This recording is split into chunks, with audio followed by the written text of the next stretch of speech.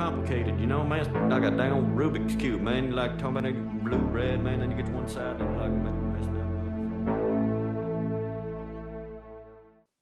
All right, Max Teller, White Boy Summer. How you doing, man? Jay Burden, thanks for having me on. Yeah, man, I'm glad to get this one done. It's been in the works for a while. So I'm a big fan of your stuff, big fan of your store. But for people who maybe aren't familiar, how would you describe, who you are and what you do on the internet?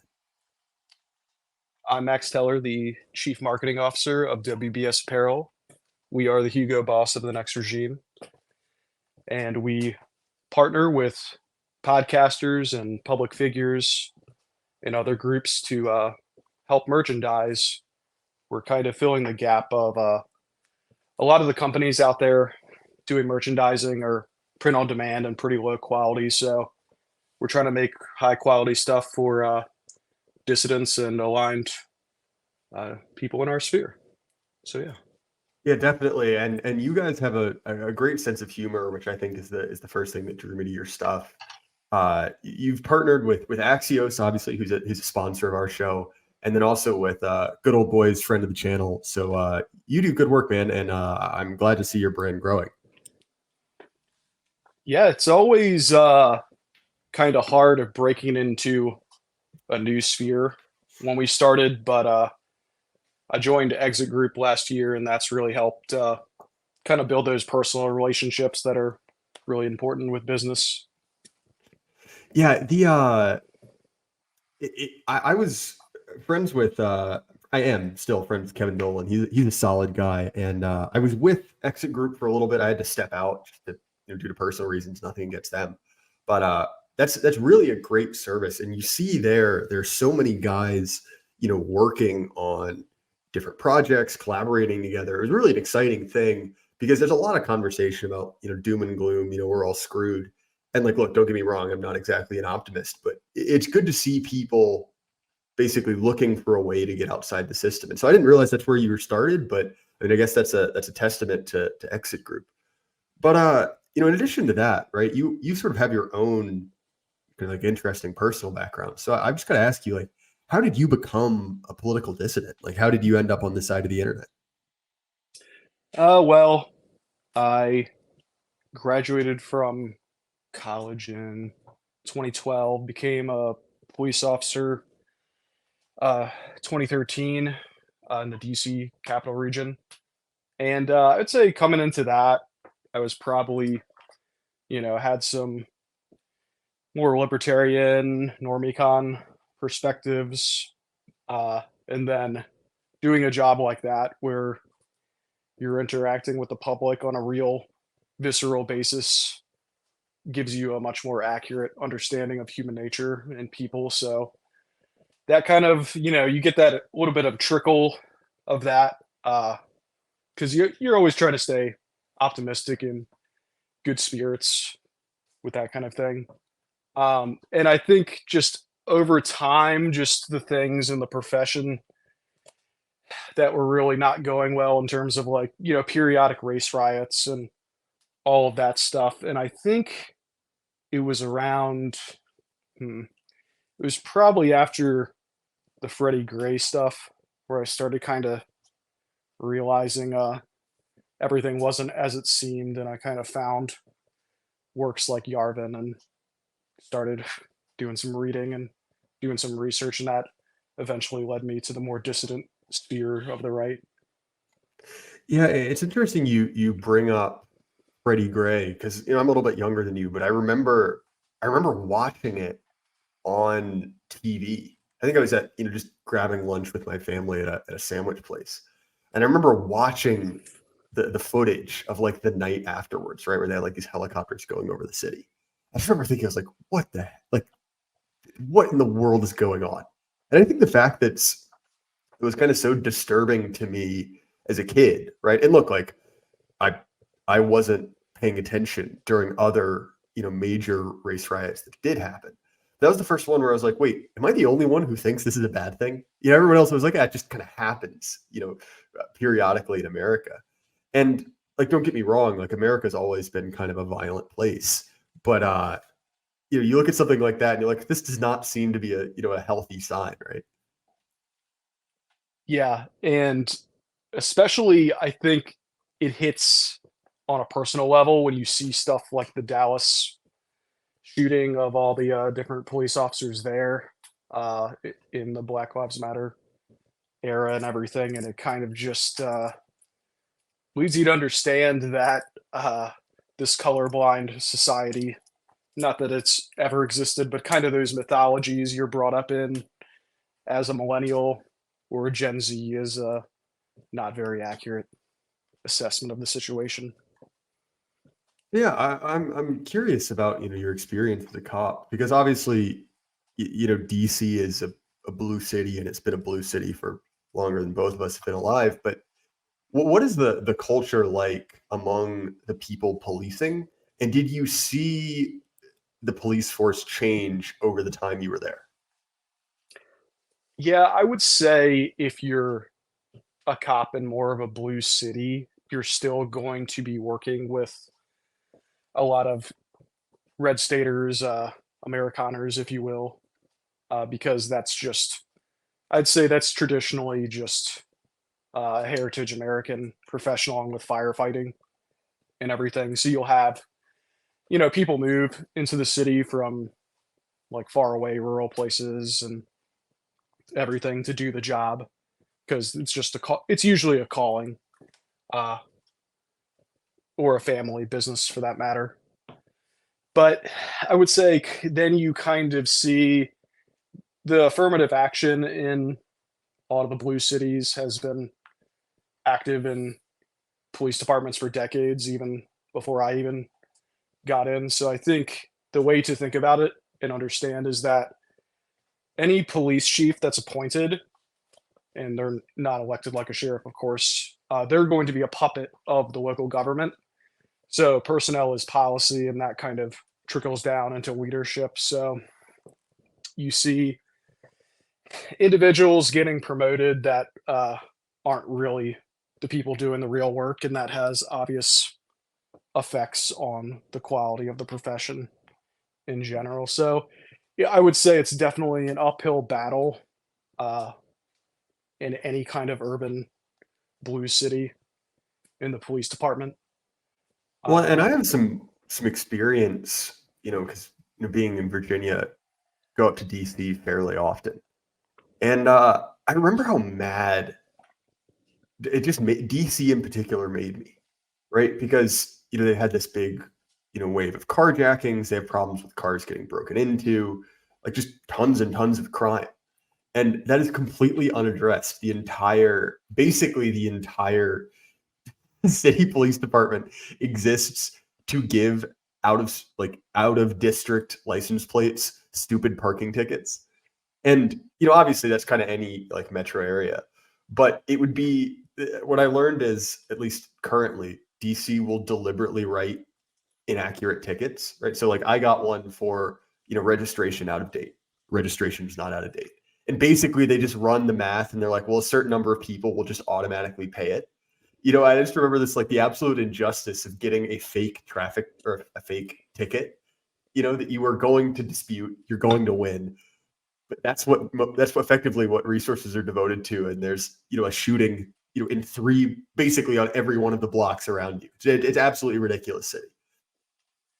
yeah, I think that's a anecdote from a broader issue in local government in the country that they in a lot of jurisdictions they can't raise property taxes because people are going to move out or there's going to be negative political consequences, so they find all of these strange ways to generate revenue.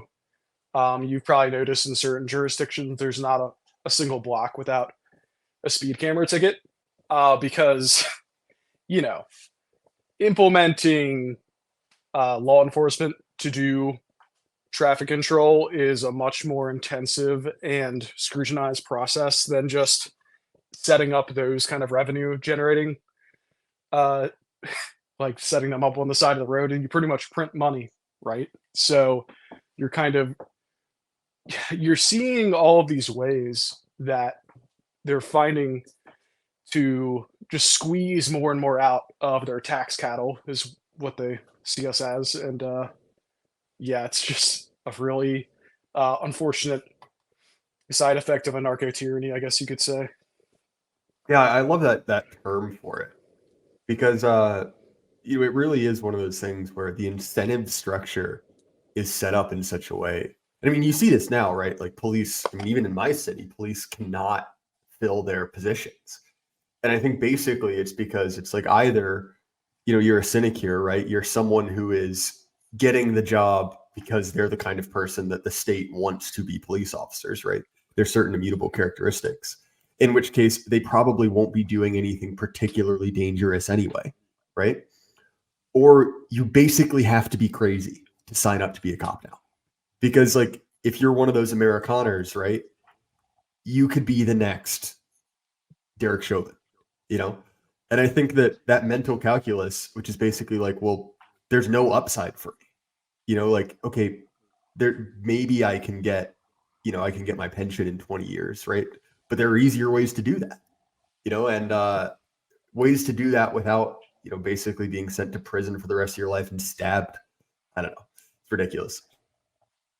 Yeah, I think there's probably the way to break it down is probably 30% of the people come into it like I did, looking for an exciting, interesting career, but not necessarily like a ride or die kind of guy. And then there's probably 30% who couldn't live without doing the job. Like it was always what they were going to do with their life, and they'll soldier on no matter what.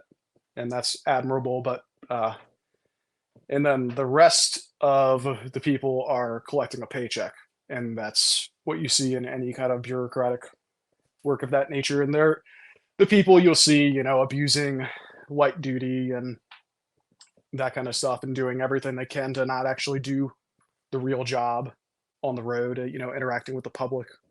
So Yeah, that makes sense. So when did you officially leave policing?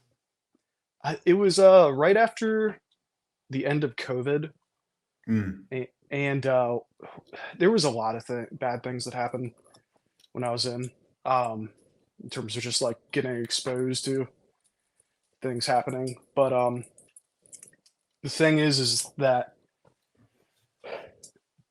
it was probably the final straw, I think, was that a lot of people got a doctor's note in all these different departments in the area. Were like, yeah, if I get COVID, I'll die. So I can't do my job. So they got to stay home. And then Max had to go do everybody's job for them for, that period. And, I know the COOF is a controversial subject amongst our peers, but yeah, there was a lot of people I had to back up and load up with the medical examiner. So that was really lovely to deal with for months on end. Yeah, I think that's something that a lot of people experienced. Like I was in school during COVID, right? And you know, as society has become more and more kind of effeminized and more turned into basically a giant therapy apparatus, it's kind of like if you can get an exception, if you can get an excuse, whether it be like medical or mental, you can basically do whatever you want. And that became very apparent over COVID, where basically you could, as a student, get out of almost anything you didn't want to do by claiming COVID or claiming COVID anxiety. And like, look, like that's one thing in universities, right? Universities have been kind of soft and gay. Really, they were kind of the first, beachhead of that. But I didn't realize that extended all the way into policing. So what you're saying is that basically, if you got a doctor's letter that said, you're at risk for death due to COVID, you would basically be excused from most of your duties. Is that correct? Yeah, that during that period for sure. Yeah. Yeah, So, but that's it's it varied on department, and I would say my department was one of the more progressive, quote unquote, departments in the country. So you know how that goes. Did you what would you say, how did policing change after George Floyd? Was there an explicit difference in your experience? Yeah, I would say that it was a chilling effect. It was for some people, it was a de facto strike, in terms of you can't really there's a legal requirement to run calls, but there's no such thing as quotas, which are illegal. So kind of the unwritten rule before was, you'd be doing as much as you can, getting involved in the community, going out there, stopping people associated with criminal activity and all of that. And after that chilling effect, it was kind of the unofficial notice like, hey, we don't want you doing your job anymore, kind of thing. So, yeah, I would say you didn't really see anybody going out there stopping cars all the time after that. No one was interested in getting involved in a use of force incident. And even before then, there was a lot of incidents of political prosecution of police officers in the region.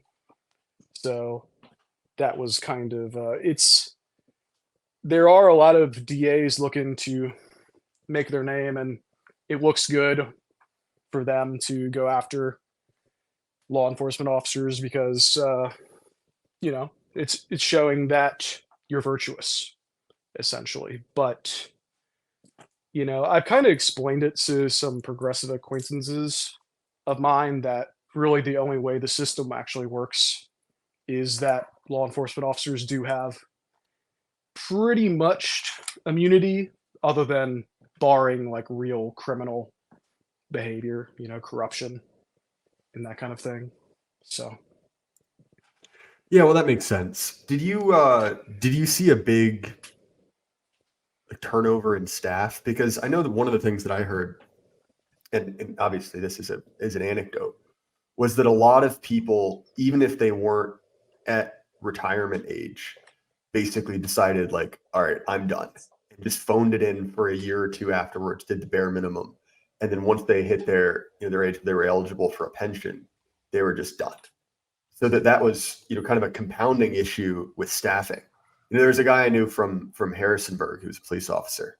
And basically what happened to that town is that it had been designated like a federal resettlement zone for refugees. So in the middle of the Floyd stuff, they were literally getting a bunch of Afghans airdropped in this college town. And I think he got his pension at 20 years. He was 18 in. And he basically decided like, all right, like I'm not doing a single thing until I hit 20 years. And when he hit 20 years, he never came back in the building. So is that a typical story, or is that just kind of a one-off in your experience? I would say that's pretty typical. I was one of the first to leave that I knew of, and people kind of thought I was crazy at the time. But I was not in the position to wait 17 years or whatever more to wait out for a pension, and I knew the writing was on the wall, so decided to switch gears. But staffing. I think my former department's down hundreds of officers now, so they're definitely bleeding from early retirements, and people just leaving. So they're not really able to fill academy classes anymore, despite now they're offering $20,000 signing bonuses and stuff like that. Because I think also that police officers are the best recruiters for any department, ride-alongs and stuff like that. But if you do a ride-along with a cop now, if you're a college student, most of them are going to say, don't do this job. So they don't apply. They don't get into academy. They don't get started. So yeah, that's where we're at now.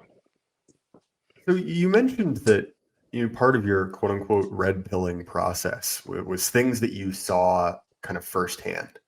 So is there like a specific story or moment that you remember thinking like, wait a minute, this isn't how I was taught it was going to be? Yeah, I think the biggest thing was probably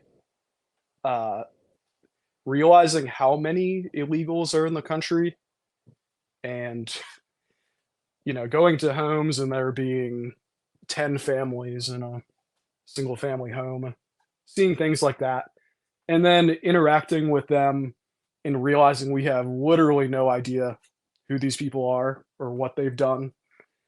And it was catch and release for certain people that would even get charged with felonies, and they wouldn't get deported. So God knows what they did back in Central America or wherever the hell they're from. So that was the ultimate thing. Is like I can, the thing about immigration is you see the history of Ellis Island and all that. You see everybody kind of being treated like prisoners to a certain extent. Fingerprinted, photographed, and all of that, and that's all documentation. But as we know, there's none of that going on unless they're actually physically arrested. So, there's a lot of people slipping through the cracks that are very, very bad people. So Well, I that think was a one of the things that, and it's related, was kind of a wake up call for me, was seeing how the 2A issue is handled in America, right? And realizing, like, wait a minute, like, good old boys with, PSA AR-15s, like, aren't robbing stores, right? Those aren't the people causing problems. But that's where all of the attention goes, at least on the national stage. Those are the guys we got to punish. And seeing basically that, much like immigration, the point isn't to actually fix violence or to fix lawlessness, but it's to punish people we don't like. And that there are certain groups, Amerikaners, right, who are an enemy group. And so no matter what, even if they're quote unquote well behaved, they're going to get punished anyway. And then, groups that do cause problems, like illegals or certain inner city blocks, well, they're basically fine. We'll just kind of ignore them, at least at a certain level. And I mean, I think that for a lot of people, that was kind of that wake up call about the anarcho tyranny kind of inherent to it. Yeah, absolutely. And America is a country governed by the press, and it's very easy to tell with a little bit of a trained eye who they do not like and who is favored in their eyes. And I think seeing, especially with the violence and with firearms and everything, and seeing how a prosecutor would approach the situation based on demographics is very eye opening. So that's a story that plays out every day in all of America's cities. So that's actually an interesting thing to talk about. We've mentioned, DAs, prosecutors, kind of the legal side of this.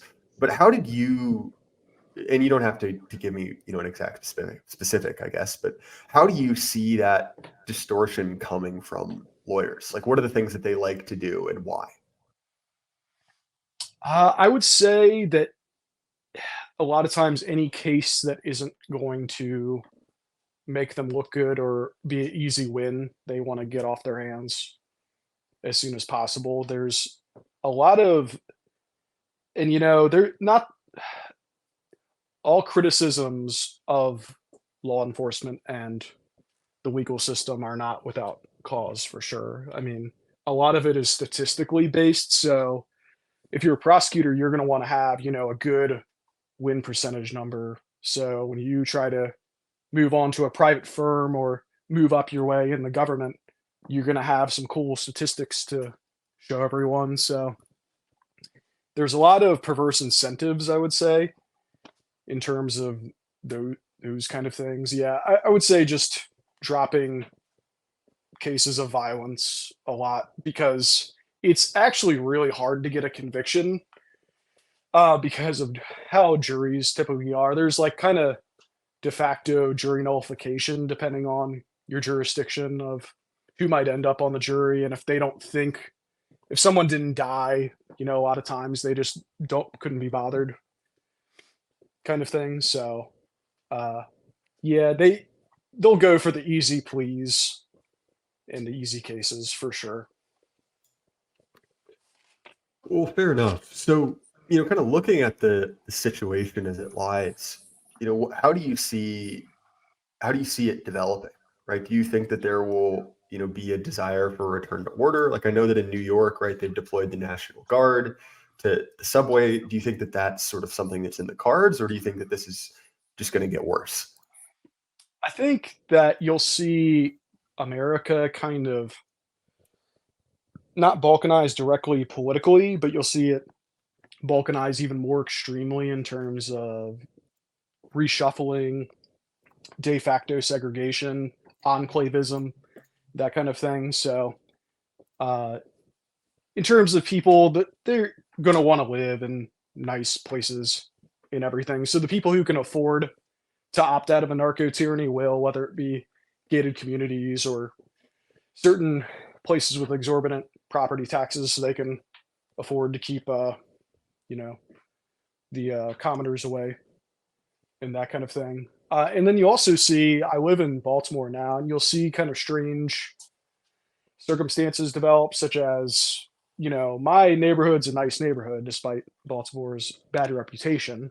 And anytime any incident of violence happens here, you all of a sudden start seeing police cruisers in the neighborhood because they're protecting their tax cattle. So they understand that if things get bad enough, we'll just move out. So there's going to be a lot of strange distortions. I do not know exactly what the future holds. Long term, there certainly will be crises that I'm not sure the U.S. government is prepared to handle. But yeah, you'll see. I think there's a white pill in the enclavism, because if we're going to reshuffle and kind of actually align in person with communities again, then we'll be able to help each other out in more ways than just defending each other from violence. So I think that's one of the most positive elements of it. Well, one of the things that a friend of mine, Intrepid Tactics, is talking about, and he's out of somewhere on the Pacific Northwest. I can't remember exactly where, but they've seen a really shocking rise of violence, but also they've seen a bizarre rise of private security. Effectively, in those nice areas, right? There's someone whose non-government job is to protect it. You see that very explicitly in places like Brazil, places like South Africa. And I sort of wonder if a large part of security is going to become privatized, where it's kind of a little more insulated from large scale politics. Yeah, there's I met a South African recently actually, and I asked him about it, what was going on in his specific area in South Africa, and how they're actually adapting is the government knows they're incapable of conducting standard law enforcement procedure. So they actually have contracted out private security firms to actually write up the case files and take them to jail, the perps, and do all the administrative work, and essentially hand the government the case to them and say, here you go. And it's your job to decide if this person's going to be in prison or set free, essentially. So you're going to see a lot of really strange, bizarre things with that. And I've already seen a lot of articles with the private security stuff on the rise in America, where they're saying, oh, you have to have a private security guard at your gas station now. So that's kind of a form of a narco tyranny. And yeah, we're not going to protect you, but you have to pay for your own protection, essentially, if you want to operate a business. Well, and this is something that I mentioned to Andrew Clavin when I was speaking with him. We sort of have the worst of both systems. If we had full on true anarchy, or whatever you would, you know what I mean, even if anarchy doesn't exist, some kind of semblance of it, you could at least be free to kind of do what you want, albeit there would being a lack of order. But we have both a lack of order and very, very restrictive laws on, for instance, right, like DEI. There are places like San Francisco and infamously, I believe it was Philly, that have banned ballistic glass in convenience stores. Have banned roll down steel covers for businesses, right? Because, and I quote, they don't want to make it look like it's a rough area. So they'd rather manage the things that people do to kind of decrease the problem than actually fix it. And so I think that you're 100% right that kind of like the people who are productive will be forced to bear the burden of security, while still, of course, paying taxes for a police system. Yeah, and that is interesting. You bring up that example of them saying it looks bad, and that's what you learn working in any kind of bureaucracy. Is I think problem with the Ivy League and all the different universities and everything is kind of about optics, right? It's not about results. So you're kind of seeing now decades of this policy and philosophy coming to bear its fruits of, well, we don't want to make people feel bad, or we don't want things to look bad, but have no bearing on the actual quality of people's lives in these places. Well, definitely, right? And it's like the whole objective is just managing perception. In the UK they call them nudge units, right? Which is the kind of like government apparatus set up to control public opinion. And it's basically like that's their only hammer. That's the only tool they have, is to just like mess with media. And I think what we've seen, really since COVID, is that while certainly that's a powerful tool, it has its limits. So like I'm not the biggest foreign relations guy, but I think what you've seen with both Afghanistan and with Ukraine is that there's only so much, massaging you can do with public opinion. Like reality sort of comes at you hard and fast. And I think that one of the most interesting stories, and it's kind of emblematic of this issue more broadly, is the fact that the Secret Service got carjacked. That they're literally the people charged with driving around the president, protecting, the executive branch. And even they, in their kind of like, souped up, Escalades. Well, someone tries to rob them too. And obviously it wasn't a successful robbery. I think it was probably notably unsuccessful. I think the guy ended up dying. But my point is, right, the fact that, despite that we're managing so much the public perception of it, even at the heart of the Capitol, right, we're still having these kind of just like an inability to enforce order. Yeah, and something that people should realize is that a lot of these politicians are realizing this as well, is that federal law enforcement, they're kind of like the sexy, like, oh, I, went to law school before coming into this profession or have my master's degree kind of thing. And they're very obviously optics oriented as well, but they're typically not the people on the street doing the actual work of putting people in handcuffs on a daily basis. So, yes, they're highly trained, but training only substitutes real world experience to a certain respect. So, it's not that they can't protect, the most high profile individuals, but they're kind of realizing that there's more to enforcing order than, wearing a cool suit and having the earpiece, right? Well, exactly, right. And it doesn't really matter how much like high-tech gear you have, as cool as that is, if you can't do the sort of the basics of the profession. And I think that, and you said this earlier, there's certainly major problems with American police culture that go back a long time, right? I'm not denying that.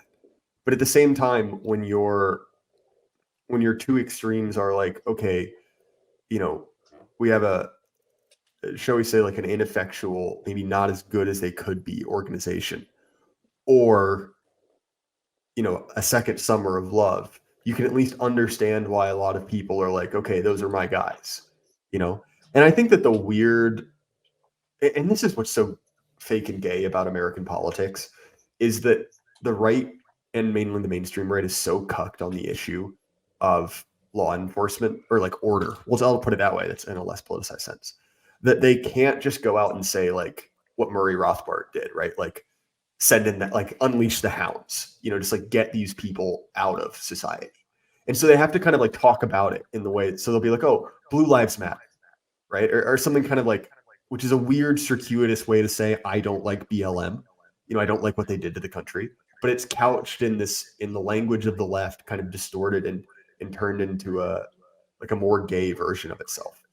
And honestly, like, I think that, and you see this in El Salvador, that if we really did just have a sovereign, right, someone who said like, okay, the buck stops with me, this ends, crime is illegal, would be an incredibly popular thing because a lot of people, are, like I said, both incredibly cucked, like they're unwilling to just say that, but on kind of a bone deep level, want this to stop. Yeah, I think this is very applicable to what Uncle Yarvin says sometimes, which is that order is kind of like a telephone pole. In that, if you're El Salvador in 2007, the telephone pole is laying on the ground and probably is caked in concrete and other things. It's going to be very difficult getting it up. But one man was able to get the telephone pole up, and then once it's up in the air and order is maintained, it actually takes an exceptionally low amount of force of just putting your hand on the top of the telephone pole to actually maintain order. So if you have a situation of order, you're going to have less police involved shootings. You're going to have less violence being used against the general public in general. But no one wants to go through the period of actually getting their hands dirty, essentially, right? Well, and this is actually one of the things I like most from Yarvin. As I believe that it was in the early days of UR, like 2007, talking, and he was kind of debating a libertarian. And what he said is like, look, like libertarians go about this wrong. They want to act now like they're currently living in a functioning, ordered society. But that's not how you get to the functioned, ordered society. You have to go through that process of basically like cracking skulls to get to a society in which you don't have to anymore. And I think about this all the time too with the prison system. I've talked to Thomas about this, someone who spent time behind bars. And the prison system really is this like massive special interest group. And basically, instead of actually just doing what a more civilized society would do, which is basically say like, hey, maybe after your second triple homicide, instead of sticking you in prison, it's just a short stop and a hard drop, and that problem solves itself. Effectively, we just have these people stuck in boxes forever, for just decades on decades on decades. And we view that as humanitarian, right? We view that as better. And then also make tons of jokes about the dudes like, molesting each other and think that's funny. And, to view that as moral, right? To view those people as being in the right and feel kind of guilty to have another opinion, I think it's just dumb. Like these people do not have the moral high ground.